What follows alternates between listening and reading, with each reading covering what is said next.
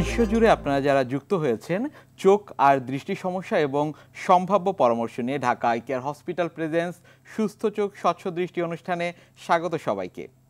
দর্শক, চোখ নিয়ে ধারাবাহিক এই আয়োজনে আমরা নিয়মিত চোখের বিভিন্ন সমস্যা আর তার সম্ভাব্য চিকিৎসা নিয়ে আলোচনা করে থাকি। আজও ঠিক তেমনটাই প্রচেষ্টা থাকবে। এ পর্যায়ে আজ আমরা কথা বলবো অত্যন্ত পরিচিত একটি চোখের সমস্যা, চোখের ছানি রোগ ও তার চিকিৎসা নিয়ে। আপনারা জানেন, একটা সময় চোখের ছানি রোগকে বয়সী চোখের সমস্যা বলা হলেও বর্তমান সময়ে চিকিৎসা বিজ্ঞান কিন্তু বিভিন্ন বয়সী চোখের ছানি পড়ার বিষয়টি সামনে নিয়ে এসছে।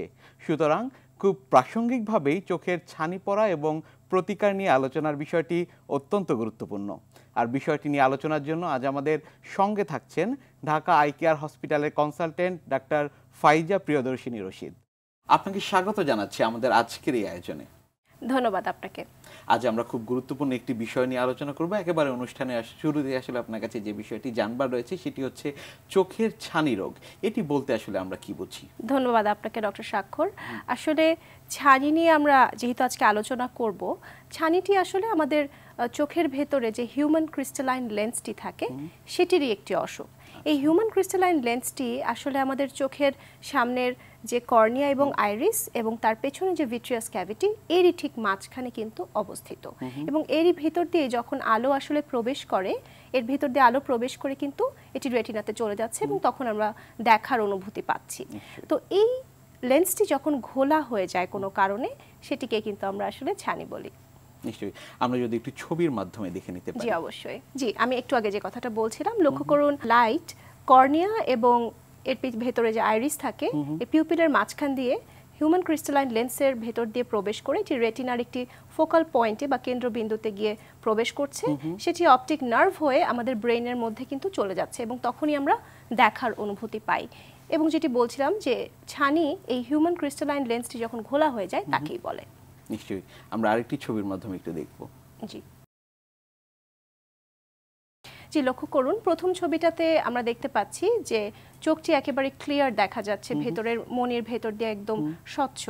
কিন্তু পরের ছবিটিতে আপনি দেখুন একদম সাদা হয়ে গেছে মতির মতন, বা একেবারেই সাদা, বাইরের থেকেই বোঝা যাচ্ছে। এটিকেই আসলে আমরা ছানি বলি। এটি আসলে অনেকটা পরিপক্ক অবস্থায় আছে। নিশ্চয়ই। আমরা তো আসলে শুরুর দিকে জানতাম বা অনেকে আসলে ধারণাই করতো যে এটি আসলে শুধুমাত্র বয়স বাড়ার সাথে সাথেই হয়। বিষয়টি কি আসলে তেমন কিনা? ডক্টর স্বাক্ষর, আপনি ঠিকই বলেছেন যে আসলে বয়সজনিত কারণে কিন্তু মূলত ছানি পড়ে থাকে, তাছাড়া অন্যান্য কারণেও কিন্তু ছানি পড়তে পারে। জি, আর কি কি কারণে আসলে ছানি পড়তে পারে?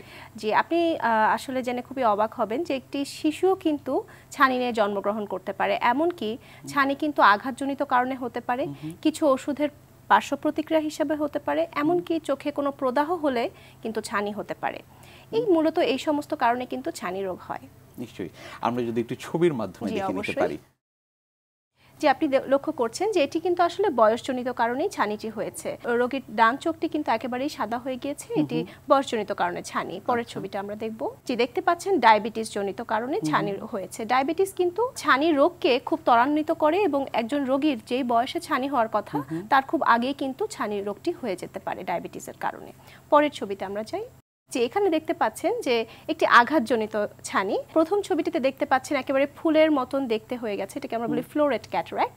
পরের ছবিটিতে দেখতে পাচ্ছেন যে ওখানেও কিন্তু একটি ছানি পড়েছে, সেই সাথে কিন্তু আইরিডোডায়ালাইসিস অর্থাৎ চোখের ভেতরে যে আমাদের যে মনিটা বা আইরিসটা থাকে সেটিও কিন্তু ছিঁড়ে গিয়েছে। পরের ছবিতে আমরা যাই। ইলেকট্রিক শক লাগলেও কিন্তু ছানি হতে পারে। সেক্ষেত্রে আসলে জন্মগত ছানি বা শিশুদের ক্ষেত্রে ছানি কেন পড়ছে? শিশুদের ক্ষেত্রে কিন্তু ছানি পড়ার বিষয়টি একটু আলাদা। যেমন একটি শিশু, আমি প্রথমেই বলেছিলাম যে জন্ম থেকেই কিন্তু ছানি রোগটি নিয়ে জন্মগ্রহণ করতে পারে। যেমন ধরুন একজন শিশুর যদি তার মায়ের পেটে থাকা অবস্থাতে তার মায়ের যদি কিছু ইনফেকশন হয়ে থাকে, যেমন রুবেলা বা মিজলস এই ধরনের বা হার্পিস এই ধরনের ইনফেকশন যদি হয়, সেই ক্ষেত্রে কিন্তু শিশুর চোখে ছানি পড়তে পারে। এমনকি কিছু শিশু স্বাভাবিকভাবে জন্মানোর পরের কয়েক বছর পরেও কিন্তু তাদের চোখে ছানি পড়তে পারে, সেটিকে আমরা বলে থাকি ডেভেলপমেন্টাল ক্যাটারাক্ট। এবং জন্মগত ছানিকে আমরা বলি কনজেনিটাল ক্যাটারাক্ট। আমরা ছবি দিয়ে একটু দেখব। লক্ষ্য করুন এখানে কিন্তু এই শিশুটির দুটি চোখেই কিন্তু ছানি আছে। এই ছানিটি কিন্তু আসলে জন্মগত ছানি। পরের ছবিতে আমরা একটু যাই। এই শিশুটিরও দুই চোখে ছানি আছে, কিন্তু এই শিশুটির পরবর্তী বয়সে গিয়ে ছানিটি হয়েছে। তো এটাকে আমরা বলছি ডেভেলপমেন্টাল ক্যাটারাক্ট। এই যে একেবারে ছোট বয়স থেকে ছানির সমস্যা রয়েছে, সেক্ষেত্রে আসলে আপনারা যারা আসেন রোগীদের সাথে তাদেরকে কাউন্সিলিংটি কিভাবে করেন এবং চিকিৎসা পদ্ধতি আসলে কি কি রয়েছে? বাবা মারা যখন আমাদের কাছে শিশুদেরকে নিয়ে আসেন, আমরা কিন্তু প্রথমেই তাদেরকে এই কাউন্সিলিংটি করি যে আপনার শিশুর চোখে যেহেতু ছানি পড়েছে, এই ছানির কিন্তু কোনো ওষুধ দিয়ে চিকিৎসা হবে না। অবশ্যই এই ছানিটিকে কিন্তু বের করে নিয়ে এসে একটি পরিষ্কার লেন্স সেখানে বসিয়ে দিতে হবে। কিন্তু শিশুদের ছানির বিষয়ে একটু আলাদা ব্যাপার আছে। যেমন 2 বছরের আগে আমরা শিশুদেরকে চোখে ছানির অপারেশনের পরে লেন্স দেই না, 2 বছর বয়সের পরে আমরা শিশুদেরকে চোখে অপারেশন করে লেন্স দেই। সেক্ষেত্রে যে সমস্ত শিশুদের বয়স 2 বছরের কম থাকে তাদের আরেকটি অপারেশন করে চোখে লেন্স বসাতে হয়। তাছাড়া যাদের বয়স 2 বছরের বেশি তাদের একই সাথে ছানি অপারেশন করে লেন্স বসিয়ে দেওয়া হয়। আমরা যদি একটু ছবির মাধ্যমে দেখে নিতে পারি। জি অবশ্যই। জি, লক্ষ্য করুন ডান দিকের যে ছবিটি, এখানে আসলে একটি ক্যাটারাক্ট রয়েছে বা ছানি যেটি আমরা বলছিলাম। পরের ছবিটিতে দেখুন যে অপারেশন করার পরে কিন্তু একদম ক্লিয়ার দেখা যাচ্ছে এবং ভিতরে একটি ইন্ট্রাঅকুলার লেন্স আমরা বসিয়ে দিয়েছি এবং তারই ভেতর দিয়ে কিন্তু আমরা আসলে রেটিনার যে ফান্ডাল গ্লোটা বা লাল যে আভাটা দেখা যায় সেটা কিন্তু আমরা দেখতে পাচ্ছি। নিশ্চয়ই। অপারেশন করবার পর আসলে সেক্ষেত্রে ফলো আপটি আপনারা কিভাবে নিশ্চিত করেন? জি অবশ্যই। শিশুর যখন ছানি অপারেশন হচ্ছে এর পরবর্তীতে কিন্তু আমরা শিশুটিকে তার পরদিনই দেখি, বা যে কোনো ছানি অপারেশনের পরে কিন্তু আমরা রোগীদেরকে তার পরদিন একবার দেখি, 7 দিন পর একবার দেখি, তারপরে 30 দিন পরে একবার দেখি এবং প্রতি 6 মাস পর পর কিন্তু আমরা দেখি। এবং শিশুদের বিষয়টি কিন্তু আরও অনেকটা স্পর্শকাতর, কারণ শিশুদের কিন্তু অ্যাম্বলায়োপিয়া বা অলসতা ডেভেলপ করার অনেক বেশি সম্ভাবনা থাকে। সেই জন্য প্রত্যেকটি শিশুকে ছানি অপারেশনের পরেও প্রতি 6 মাস পর পর আমরা দেখি যে সেই শিশুটির চশমা লাগছে কিনা বা সেই শিশুটির দৃষ্টিশক্তিটা ঠিকমতো তৈরি হচ্ছে কিনা, এই বিষয়টি কিন্তু আমরা লক্ষ্য রাখি। তাছাড়াও যাদের চোখে ছানি পড়ে যে সমস্ত শিশুদের, তাদের কিন্তু চোখের পিছনে রেটিনায় বিভিন্ন ধরনের ত্রুটি থাকতে পারে, সেই বিষয়টিও আমরা অপারেশনের পরে লক্ষ্য রাখি। নিশ্চয়ই, ধন্যবাদ আপনাকে। চোখের ছানি অপারেশনের কি কি পদ্ধতি রয়েছে আমাদের দেশে? জি অবশ্যই, আমরা একটি ছবি দিয়ে দেখিয়ে দিচ্ছি। প্রথম ছবিটিতে আপনি দেখতে পাচ্ছেন যে এখানে এক্সট্রা ক্যাপসুলার ক্যাটারাক্ট সার্জারি। এখানে কিন্তু দেখা যাচ্ছে যে একটি বড় ইনসিশন দিয়ে, অর্থাৎ অলমোস্ট 9 থেকে 10 মিলিমিটার একটি বেশ বড় ইনসিশন দিয়ে আমরা আস্ত ছানিটিকে বের করে নিয়ে আসি এবং পরবর্তীতে এখানে কিন্তু সেলাই লাগে। পরের ছবিটিতে আমরা যাই। পরের ছবিটিতে আমরা দেখতে পাচ্ছি যে এখানে স্মল ইনসিশন ক্যাটারাক্ট সার্জারি অর্থাৎ SICS আমরা যেটিকে বলি। এখানে কিন্তু ইনসিশন সাইজটাকে আরেকটু কমিয়ে নিয়ে এসে 6 মিলিমিটার আমরা একটি ইনসিশন দেই এবং সেখানে কিন্তু একটি টানেল ইনসিশন হয়। এই টানেল ইনসিশনের সুবিধা হলো যে আমরা আস্ত ছানিটিকে যখন বের করে নিয়ে আসছি, পরবর্তীতে কিন্তু কোনো সেলাই লাগছে না। এবং পরের ছবিটি আমরা দেখব। কালের বিবর্তনে এখন সবচেয়ে লেটেস্ট যে টেকনোলজি, সেটিকে আমরা বলছি ফ্যাকো ইমালসিফিকেশন। ফ্যাকো ইমালসিফিকেশন এমন একটি পদ্ধতি যেখানে আসলে আমরা খুবই ছোট্ট একটি ফুটা অর্থাৎ 2.4 থেকে 2.8 মিলিমিটার একটি ইনসিশন দিয়ে চোখের ভেতরের লেন্সটিকে গলিয়ে একেবারে ভেতর থেকে আমরা লেন্সটিকে বের করে নিয়ে এসে সেই ছোট্ট ফুটার ভেতর দিয়ে কিন্তু আমরা একটি ফোল্ডেবল লেন্স আমরা বসিয়ে দিচ্ছি। সাধারণত এই ধরনের অপারেশনে কোনো ইনজেকশন লাগে না, সেলাই লাগে না, কোনো ব্যান্ডেজ লাগে না, কোনো ব্যথাও লাগে না। সো খুবই রোগী বান্ধব একটি পদ্ধতি। এখানে ছবিতে আপনি দেখতে পাচ্ছেন যে এখানে আমরা সেঞ্চুরিয়ান ভিশন সিস্টেম বা white star I signature phaco emulsification system নিয়ে আমরা কথা বলছিলাম। এরই সাথে পরের ছবিতে আমরা দেখব, এরই সাথে মেলবন্ধন হয়েছে অপথলমিক অপারেটিং মাইক্রোস্কোপ লুমেরা 700 এবং এরই সাথে ক্যালিস্টো আই মার্কারলেস সলিউশন। এই তিনটি ডিভাইস এবং এরই সাথে যখন আমরা আওয়েল মাস্টার 700 বায়োমেট্রি মেশিন যখন আমরা ইনকর্পোরেট একসাথে করছি, তখন কিন্তু খুবই নির্ভুলভাবে অপারেশনটি করতে আমরা সক্ষম হচ্ছি। ছানি অপারেশনের ক্ষেত্রে আসলে কৃত্রিম লেন্স সংযোজন করতে হয়, সেক্ষেত্রে আসলে এই লেন্সের পাওয়ারটি আপনারা কিভাবে নির্ণয় করে থাকেন? আসলে লেন্সের পাওয়ার নির্ণয় করাটা কিন্তু খুবই জরুরি। একেবারে অপারেশন করাটা যতটা জরুরি, লেন্সের পাওয়ার নির্ণয় করাটাও কিন্তু ঠিক ততটাই জরুরি। আমরা প্রথম দিকে যে ধরনের টেকনোলজি ব্যবহার করতাম সেটিকে আমরা বলতাম আসলে কন্ট্যাক্ট বায়োমেট্রি। সেটিকে আমরা একটু ছবি দিয়ে দেখিয়ে দিতে পারি। যে এখানে লক্ষ্য করুন, একটি প্রোবের সাহায্যে আমরা কিন্তু চোখের কর্নিয়া বা মনির উপরে একটি প্রোব বসিয়ে আমরা ইন্ট্রাঅকুলার লেন্সের পাওয়ারটা কিন্তু আমরা দেখতে পেতাম। সেটিও একটি পদ্ধতি। এখন সবচেয়ে লেটেস্ট যে টেকনোলজি সেটি হচ্ছে নন কন্ট্যাক্ট বায়োমেট্রি বা অপটিক্যাল বায়োমেট্রি। আমরা একটি ছবি দেখছি, এখানে দেখতে পাচ্ছেন যে সোয়েপ্ট সোর্স অপটিক্যাল বায়োমেট্রি। একটু আগে যেটি বলছিলাম যে আওয়েল মাস্টার 700, এখানে কিন্তু আমরা পেশেন্টের চোখে কোনো প্রোব বা কোনো কিছু লাগানোর প্রয়োজন হয় না। সিম্পলি পেশেন্ট যখন একটি মেশিনে মুখ রাখবেন, একেবারেই আমরা কিন্তু এখানে অপটিক্যাল বায়োমেট্রির সাহায্যে চোখের পেশেন্টের ইন্ট্রাঅকুলার লেন্সের পাওয়ারটা কিন্তু আমরা একেবারে নির্ভুলভাবে মেজার করতে সক্ষম হচ্ছে। ছানি অপারেশন করবার আগে কি কি পরীক্ষা নিরীক্ষা করবার প্রয়োজন পড়ে? ছানি অপারেশনের আগে আমরা রোগীর দু রকমের পরীক্ষা করি। একটি হচ্ছে জেনারেল কিছু পরীক্ষা, অর্থাৎ শারীরিক কিছু পরীক্ষা, কিছু রক্ত পরীক্ষা করি, এবং তাছাড়া কিছু চোখের কিছু পরীক্ষা করে নিই। শারীরিক পরীক্ষার মধ্যে কিন্তু আমরা প্রথমেই একটু রোগীর ব্লাড সুগারটা কেমন আছেন, তিনি যদি ডায়াবেটিক হয়ে থাকেন আগের থেকেই, তো সেই ক্ষেত্রে আমরা শুধুমাত্র আরবিএস না, সেই সাথে আমরা HbA1c বা গড় ব্লাড সুগারটি কেমন আছে সেটিও আমরা একটু দেখে নিই। তাছাড়া পেশেন্টের ব্লাড হাইপারটেনশন আছে কিনা বা ব্লাড প্রেশারের সমস্যা আছে কিনা সেটিও আমরা দেখি। তাছাড়া পেশেন্টের কিডনির জনিত কোনো সমস্যা আছে কিনা বা হার্টের কোনো সমস্যা আছে কিনা, এই বিষয়গুলো কিন্তু আমরা প্রথমেই দেখে নিই এবং সেগুলোকে আগে আমরা কন্ট্রোল করে নিই। তাছাড়া পরবর্তীতে আমরা চোখেরও কিছু পরীক্ষা নিরীক্ষা করি। যেমন একজন রোগী যখন আসেন, প্রথমে আমরা রোগীর চোখের দৃষ্টিশক্তিটা কেমন বা ভিশনটা কেমন, ভিজুয়াল অ্যাকুইটিটা কেমন, সেটি আগে আমরা দেখে নিই। তারপরে আমরা পেশেন্টকে একটি স্লিট ল্যাম্প মেশিনে বসিয়ে আমরা পেশেন্টের চোখের কর্নিয়া কেমন আছে, তার কোনো আইলিডের কোনো ডিজিজ আছে কিনা, কেরাটোকোনাস নামের কোনো ডিজিজ আছে কিনা, এই ধরনের বিষয়গুলোকে আমরা বাদ দিয়ে নিই। এবং অবশ্যই আমরা ছানিটি আসলে কোন ধরনের ছানি বা তার গ্রেডিংটি বা স্টেজিংটি আমরা কিন্তু সেই সাথে করে নিই। তাছাড়াও এর পরবর্তীতে আমরা চোখের রেটিনা দেখি, সেই সাথে আমরা চোখের প্রেশারটিও কিন্তু আমরা দেখে নিই। এবং একটু আগে যেটি বলছিলাম যে অবশ্যই ইন্ট্রাঅকুলার লেন্সের যে পাওয়ারটি সেটিও কিন্তু আমাদের দেখে নিতে হয় বায়োমেট্রির সাহায্যে। আমরা অনেক সময় আসলে দেখি যে চোখের ছানি পড়া রোগ রয়েছে, কিন্তু সঠিক সময়ে চিকিৎসকের কাছে আসছে না।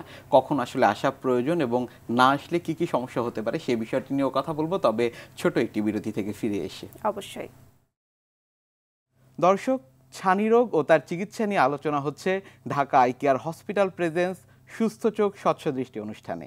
ঢাকা আই কেয়ার হসপিটালের কনসালটেন্ট ডাক্তার ফাইজা প্রিয়দর্শিনী রশিদের সাথে এই আলোচনায় আমরা ফিরব সংক্ষিপ্ত সময়ের বিরতি শেষে। সঙ্গেই থাকবেন।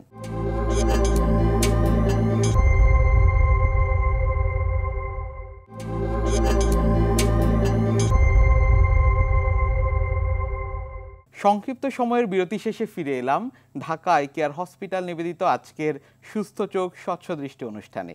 আমাদের আজকের আলোচনার বিষয় ছানি রোগ ও তার চিকিৎসা। বিষয়টি নিয়ে আলোচনায় আমাদের সঙ্গে আছেন ঢাকা আই কেয়ার হসপিটালের কনসালটেন্ট ডাক্তার ফাইজা প্রিয়দর্শিনী রশিদ।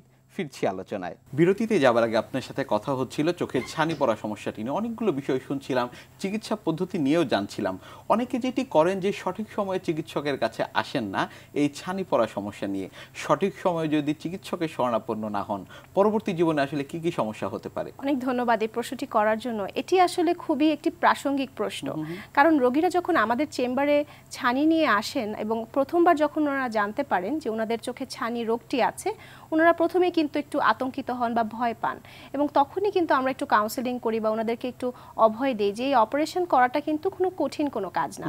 এটি করতে মাত্র 10 মিনিট সময় লাগে, কোনো ইনজেকশন লাগে না, কোনো ব্যথা লাগে না, কোনো স্টিচ লাগে না, খুবই অল্প সময় এবং খুবই রোগী বান্ধব একটি পদ্ধতি, আমি একটু আগে যেটি বলছিলাম।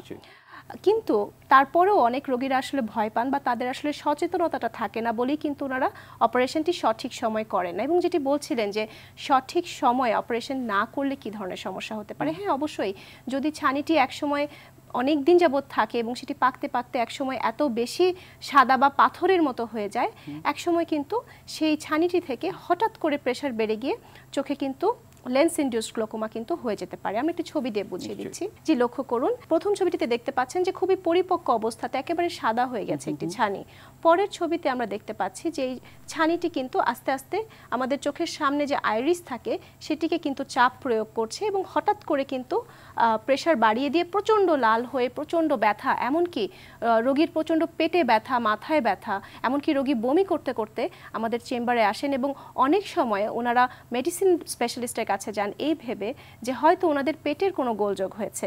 পরবর্তীতে একজন ডাক্তার তখন বলেন যে না, আপনার আসলে পেটের সমস্যা না, এটি কিন্তু চোখের থেকে হয়েছে এবং সেটি দীর্ঘদিন ছানি পুষে রাখার ফলেই হয়েছে। তাছাড়াও দীর্ঘদিন ছানি পুষে রাখতে কিন্তু অপারেশনের ঝুঁকি জটিলতাও বাড়তে পারে। অনেকে আসলে যেটি জানতে চান যে ছানি অপারেশনের সঠিক সময় আসলে কোনটি? জি অবশ্যই, এরই সাথে এই প্রশ্নটি যেহেতু চলে আসে, সঠিক সময়ে আসলে অপারেশনটি তখনই করা উচিত যখন একজন রোগীর দৈনন্দিন জীবনে কিন্তু ব্যাহত হচ্ছে।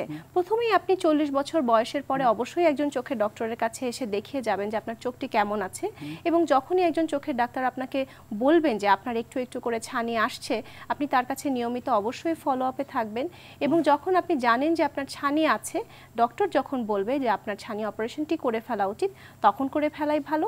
তাছাড়া আপনার যখন মনে হচ্ছে যে আপনি একটু একটু করে দেখতে পাচ্ছেন না, সেই সময়ও করতে পারেন। তবে কিছু কিছু ছানি আছে, যেমন পোস্টেরিয়র সাবক্যাপসুলার ক্যাটারাক্ট বা পোস্টেরিয়র পোলার ক্যাটারাক্ট, এটি কিন্তু অল্প অবস্থাতে থাকলেও চোখের দৃষ্টিশক্তিকে অনেক বেশি আক্রান্ত করায়, কিন্তু এই অপারেশনটি প্রথমে করে ফেলাই ভালো। তাছাড়াও কিছু পেশা আছে, যেমন একজন পেশাদার গাড়ি চালক বা পাইলট, তাদের ক্ষেত্রে কিন্তু ছানি বেশি দিন পুষে রাখা মোটেও কোনো বুদ্ধিমানের কাজ না। প্রথম দিকেই ছানি অপারেশন করে ফেললে তাদের জন্য ভালো। ছানি অপারেশনের অনেক প্রকার লেন্স রয়েছে, আপনার কাছে আসলে সেই বিষয়টি সম্পর্কে বিস্তারিত জানতে চাই। লেন্স আসলে বেশ কয়েক প্রকারই আছে। প্রথমে যেটি বলেছিলাম যে হাতে কেটে যে অপারেশনটি করতে হয়, স্মল ইনসিশন ক্যাটারাক্ট সার্জারি, সেখানে কিন্তু আমরা আসলে একটি পিএমএমএ লেন্স বা হার্ড লেন্স কিন্তু আমরা সেখানে ব্যবহার করি। তাছাড়া আরেক রকম লেন্স আছে, সেটিকে আমরা আসলে বলি ফোল্ডেবল লেন্স। পরবর্তীতে ফ্যাকো ইমালসিফিকেশনে কিন্তু আমরা ফোল্ডেবল লেন্সেরই বেশি ব্যবহার করে থাকি। ফোল্ডেবল লেন্সের আবার কয়েকটি প্রকার আছে, যেমন মোনোফোকাল। মোনো মানে একটি, অর্থাৎ এখানে একটি পাওয়ার থাকে, দূরের জন্য পাওয়ার থাকে, কাছের জন্য একটি চশমা দিয়ে পড়তে হয়। এছাড়াও ট্রাইফোকাল লেন্স আছে, যেটিতে আসলে 3টি পাওয়ার থাকে, দূরে, মাঝে, কাছে। সাধারণত এখানে রোগীদের চশমা পড়তে হয় না। আরেকটি লেন্স আছে যেটিকে আমরা বলি এক্সটেন্ডেড ডেপথ অফ ফোকাস। একটিতে দূরে পাওয়ার থাকে, এমনকি ইন্টারমিডিয়েট ডিস্টেন্স, যারা কম্পিউটারে বেশি কাজ করেন সেখানেও কিন্তু পাওয়ার থাকে, কাছের জন্য একটি চশমা লাগে। তাছাড়াও আরেক রকমের লেন্স আছে, যেমন টরিক লেন্স। এই টরিক লেন্সটি কিন্তু যাদের সিলিন্ডার পাওয়ার আছে সেখানে কিন্তু আমরা দিতে পারি। অনেকে আসলে যেটি জানতে চান বা অনেকে আসলে চিকিৎসা করবার পরও আসলে জানতে চান যে এই যে ছানি অপারেশন করা হলো, পুনরায় আসলে ছানি পড়ার সম্ভাবনা রয়েছে কিনা। আসলে ছানি যখন আমরা অপারেশন করি, তার ভিতরে কিন্তু আমরা একটি লেন্স বসিয়ে দিই, সেখানে আসলে ছানির আর কোনো কিছু থাকে না। কিন্তু কিছু কিছু ক্ষেত্রে, সবার ক্ষেত্রে না, খুবই অল্প কিছু সংখ্যক রোগীর ক্ষেত্রে কিন্তু চোখের পিছনে যে আমাদের ক্যাপসুলটা থাকে সেটি একটু আস্তে আস্তে ঘোলা হয়ে যেতে পারে। সেটিকে আমরা বলি পোস্টেরিয়র ক্যাপসুলার ওপ্যাসিফিকেশন বা আফটার ক্যাটারাক্ট। সেটি কিন্তু খুবই সহজেই আমরা লেজার রশ্মির সাহায্যে একটি মেশিনে বসিয়ে কিন্তু সেটিকে আমরা পরিষ্কার করে দিতে পারি, এবং সেটির জন্য কিন্তু একজন রোগীর কিন্তু অবশ্যই হাসপাতালে ভর্তি হওয়ার কোনোই প্রয়োজন নেই, এবং ইনজেকশন, সেলাই বা ব্যথার কোনো বিষয় নেই। জাস্ট আপনি একজন ডাক্তারের চেম্বারে আসবেন, উনি আপনাকে একটি মেশিনে বসিয়ে করে দিবেন, 5 থেকে 6 মিনিট সময় লাগে, আপনি বাড়িতে চলে যাবেন। খুবই রোগী বান্ধব একটি পদ্ধতি। আমি একটি ছবি দেখাচ্ছি। যে লক্ষ্য করুন যে ডান দিকের ছবিটাতে কিন্তু আপনি দেখতে পাচ্ছেন যে লেন্সের পিছনের জায়গাটি কিন্তু একটু ঘোলা হয়ে গিয়েছে, এবং তার পাশের ছবিটিতে আপনি দেখবেন যে আমরা কিন্তু মাঝখানের জায়গাটিকে কিন্তু সুন্দর করে লেজার দিয়ে পরিষ্কার করে দিয়েছি। সেজন্য কিন্তু আর জায়গাটি কিন্তু আর ওপ্যাসিফাইড নাই, সো রোগী কিন্তু সুন্দরভাবে দেখতে পাবে। লেন্স বসাবার পর পুনরায় আসলে আবার লেন্স বসানোর প্রয়োজন হয় কিনা? জি, খুবই ভ্যালিড এই প্রশ্নটাও, খুবই সুন্দর একটি প্রশ্ন। আসলে আমি প্রথমে বলছিলাম যে ইন্ট্রাঅকুলার লেন্সের পাওয়ার মাপাটার প্রয়োজনীয়তাটা আসলে কতটা জরুরি। আপনি যখন একটি অপারেশন করবেন, তখন যদি আপনি নির্ভুলভাবে একটি লেন্স না বসান, যদি কোনো ভুল পাওয়ারের লেন্স বসানো হয়, সেই ক্ষেত্রে কিন্তু আরেকটি অপারেশনের মাধ্যমে কিন্তু লেন্সটিকে বের করে আনা প্রয়োজন হতে পারে। সেটিকে আমরা বলি আইওএল এক্সচেঞ্জ, এবং খুবই কঠিন একটি পদ্ধতি। এটি আমরা আসলে সাধারণভাবে এটি আমরা করতে চাই না। তাই অপারেশনের আগেই ইন্ট্রাঅকুলার লেন্সের পাওয়ারটিকে সুন্দরভাবে মেপে নেওয়া খুবই প্রয়োজন। আমরা অনেক সময় জানি যে রোগীরা আসলে দেশের বাইরে যান চিকিৎসা করাবার জন্য। ঢাকা আই কেয়ার হসপিটাল এই ছানির চিকিৎসা পদ্ধতি কিভাবে আপনারা এই সুশৃঙ্খলভাবে নিশ্চিত করছেন? জি, ধন্যবাদ। আসলে এতক্ষণ যাবত আমি যেই সমস্ত পরীক্ষা নিরীক্ষা এবং যেই সমস্ত মেশিনের কথা আমি বলছিলাম, সেই সমস্ত কিছু কিন্তু ঢাকা আই কেয়ার হসপিটালে কিন্তু আছে, এবং আমরা প্রতিদিনই রোগীদের এই সমস্ত জিনিসের মাধ্যমে কিন্তু চিকিৎসা দিয়ে যাচ্ছি, এবং এর জন্য কিন্তু অবশ্যই আপনাদের বাইরে যাওয়ার কোনোই প্রয়োজন নেই। ঢাকা আই কেয়ার হসপিটাল আপনাদের এই সমস্ত চিকিৎসা নিশ্চিত করে। নিশ্চয়ই। রোগীদের আরেকটি বিষয় জানবার থাকে, সেটি হচ্ছে ঢাকা আই কেয়ার হসপিটালে বিশ্বমানের চিকিৎসা সেবা নিশ্চিত হচ্ছে কিনা। জি অবশ্যই, আমি একটু আগে যে বলছিলাম যে পদ্ধতিগুলো সম্পর্কে, যে মেশিনগুলো সম্পর্কে এবং যেই ধরনের অপারেশন সম্পর্কে আমি বলছিলাম, এই সব কিছুই কিন্তু ঢাকা আই কেয়ার হসপিটালে আছে। এবং আপনি জেনে খুবই খুশি হবেন যে আমরা প্রতিদিন অনেক রোগীদেরকে এই অপারেশনের সাহায্যে সুস্থ করে তুলছি। এবং ঢাকা আই কেয়ার হসপিটালে কারোর যদি প্রয়োজন হয় অবশ্যই তারা এই ধরনের চিকিৎসা নিশ্চিতে আসতে পারেন। আপনার কথার মাধ্যমে আমাদের দর্শক যারা রয়েছে তাদের বিশ্বাসের জায়গা ঢাকা আই কেয়ারের উপর অনেকটাই সুদৃঢ় হবে। ধন্যবাদ। অনেক ধন্যবাদ আপনাকে আমাদের আজকের এই অনুষ্ঠানে আসবার জন্য। আপনাকেও অনেক ধন্যবাদ। আরটিভির সকল কলাকুশলী এবং আরটিভিকেও অনেক ধন্যবাদ। দর্শক, একজন অভিজ্ঞ চিকিৎসক যখন উপসর্গ বা লক্ষণ দেখে চোখের সমস্যা নিশ্চিত করেন, তখন অবশ্যই সে অনুযায়ী আক্রান্ত ব্যক্তিকে সঠিক চিকিৎসাটি কিন্তু নিতে হবে। চোখসহ শরীরের যে কোনো অংশের চিকিৎসা নিয়ে অবহেলা করা যাবে না কোনোভাবেই। অসময়ে অকালে দৃষ্টি হারানো থেকে রক্ষা পেতে সঠিক সময়ে প্রয়োজনীয় চিকিৎসাটি গ্রহণ করতে হবে। নিজেকে আর নিজের চারপাশকে সুস্থ ও স্বচ্ছ রাখতে হবে, তবেই জীবন হয়ে উঠবে আলোকিত এবং আনন্দময়। সবার জন্য সুস্থ, সতেজ, স্বস্তিময় জীবনের প্রত্যাশা রেখে আজ বিদায় নিচ্ছি। সবার জন্য শুভকামনা।